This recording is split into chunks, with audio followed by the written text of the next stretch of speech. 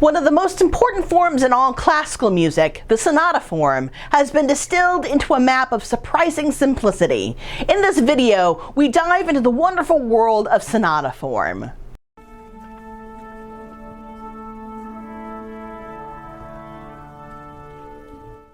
The word sonata comes from the archaic Italian term sonare, or to sound. In music, it literally means a piece played on an instrument, as opposed to a cantata, Latin or Italian for cantare, to sing, a piece that is sung. It now delineates a long-form piece of multiple movements that was played on an instrument instead of being sung. The most recognizable form of the sonata is the piano sonata, a multi-movement work for solo piano. The form of the first movement of the sonata is usually in sonata form, so much so the form was named after the type of work. It was also called first movement form because of this association. The composers of the early classical period used the form, but it had no name. The most extensive contemporary description of the form may have been given by the theorist Heinrich Christoph Koch in 1793.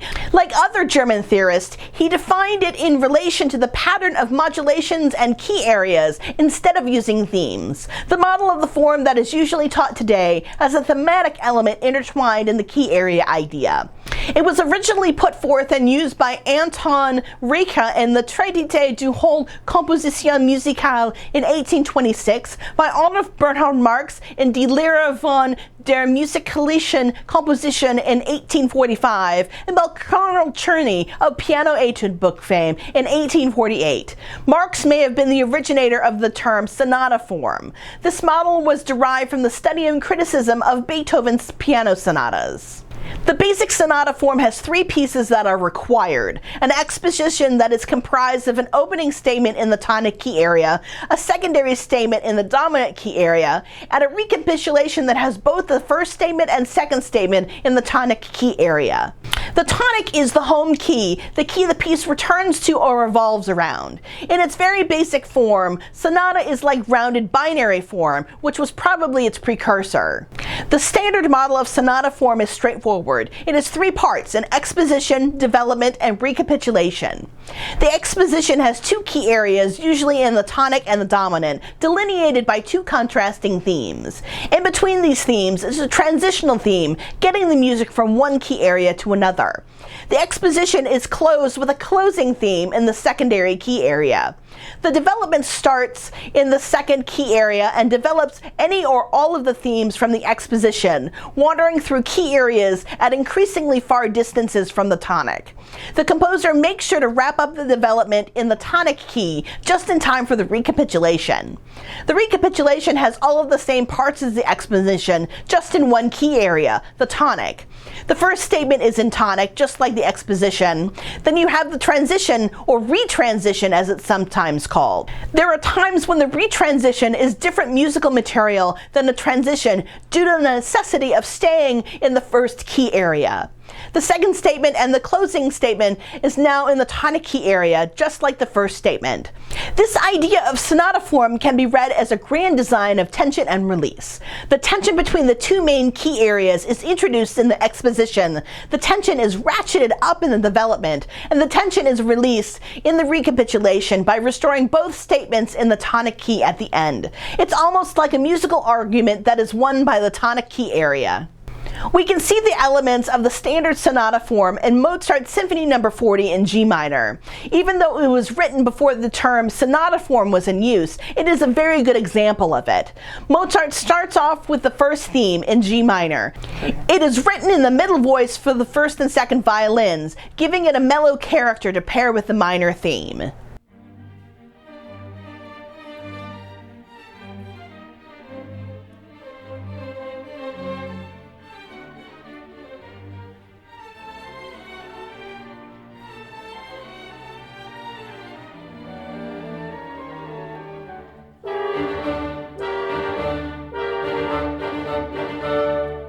The second statement of the first theme is interrupted by the loud transitional theme. The transitional theme cadences very strongly and loudly in G major to set up the secondary theme, played in B flat major, the relative major to the tonic key of G minor.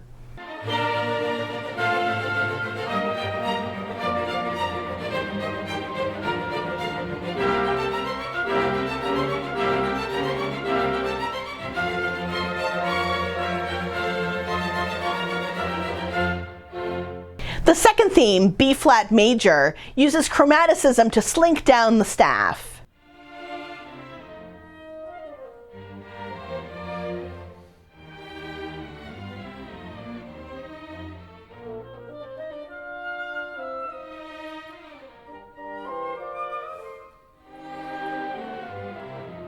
The closing theme is strong, just like the transitional theme.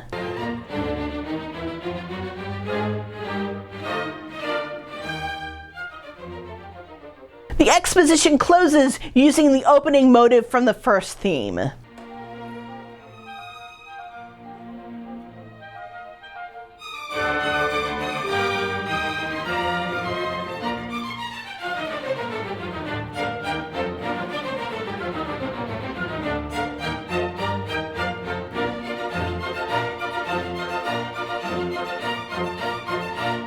The development takes the opening theme and expounds upon it, traveling through many key areas.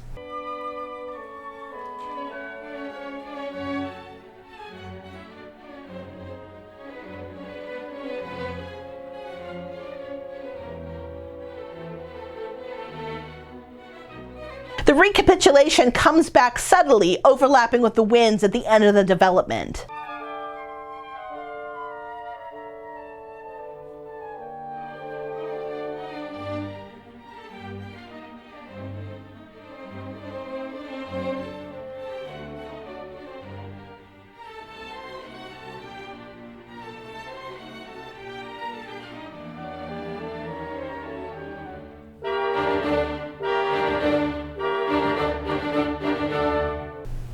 The transitional theme is again bold, but wanders a little more as it tonicizes the tonic key area. It has a big cadence in D major, the dominant of G minor.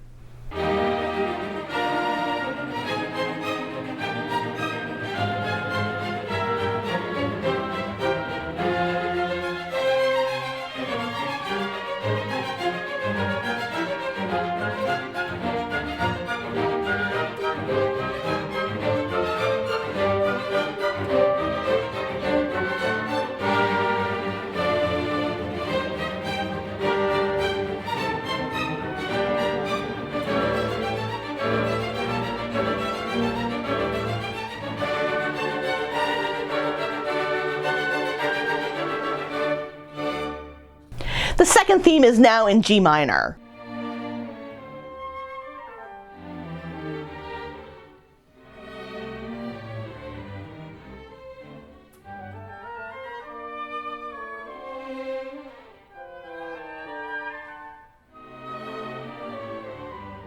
The closing theme is now also in G minor.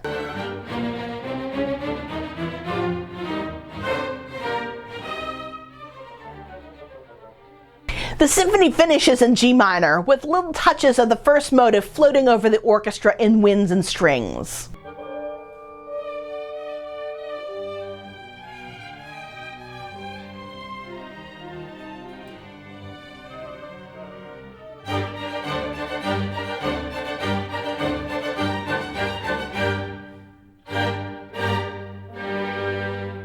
Charles Rosen, in his books The Classical Style and the Sonata Forms, puts forth that there is not just one sonata form. The plan learned by music students is too simplistic to embody all of the forms of sonata out in the wild.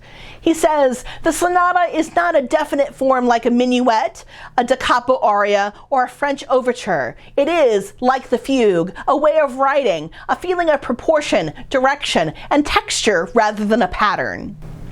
One of the biggest proponents of an altered sonata form was Haydn, who loved to use a single subject for his exposition, just restating the opening theme in the second key area. This is called monothematic sonata. Other popular modifications are the use of the key area other than the dominant or relative major as the second key area.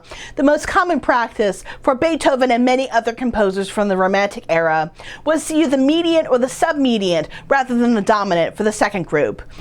More than two key areas in the exposition. Some composers, most notably Schubert, composed sonata forms with 3 or more key areas.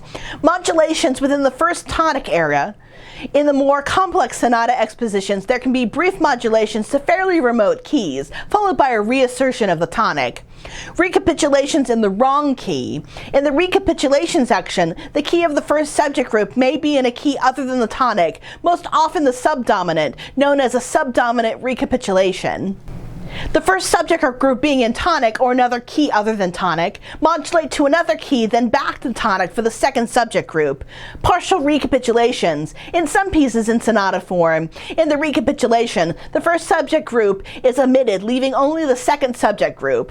And the use of truncated sonata form. Occasionally, especially in some romantic works, the sonata form extends only as far as the end of the exposition, at which point the piece transitions directly into the next movement instead of the development section. As Rosen said, there is not just one version of sonata form, it's more like a basic recipe to follow. Thank you for joining me in this video. I had a great time developing it for you. Please subscribe to my channel to make sure you don't miss a video. You can also support the creation of these videos on Patreon. A link is in the description box below. My bibliography for this video is on my website, dominiqueroyam.com. There you can find all the books, articles, and videos I used in the creation of this episode, including a great video by the channel Inside the Score. Don't forget to like this video and leave a comment below. Tell me what you would like to learn about next. Thank you so much, and see you in my next video. In sonata form. Von der Musiker's